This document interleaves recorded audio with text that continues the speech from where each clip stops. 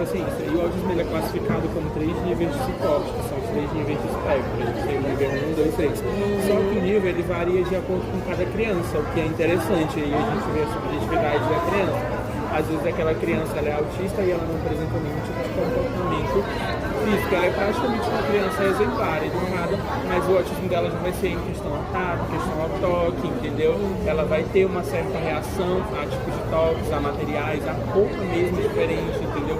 Ou às vezes a gente tem um nível mais alto, que é o nível de suporte, onde o processo da criança vai ser muito mais difícil e aí a gente precisa de muito mais paciência, porque a criança ela não vai conseguir ficar quieta, ela não vai conseguir socializar, ela não vai conseguir conversar, ela não consegue nem olhar no olho como a gente está fazendo agora. Então, o processo da gente, o trabalho que a gente faz hoje em dia é de conscientizar para que a gente venha ter um olhar mais carinhoso, mais empático, porque é um desafio, não só com as crianças, mas com os pais também, porque criar uma criança é difícil, ainda que aquela criança seja cercada de amor, criar uma criança com autismo é um desafio a mais.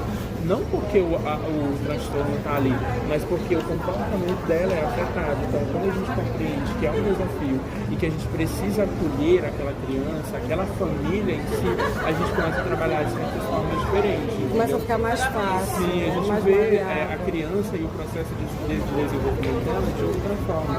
E o objetivo da gente, enquanto profissional da psicologia, é trazer essa conscientização para as pessoas, entendeu?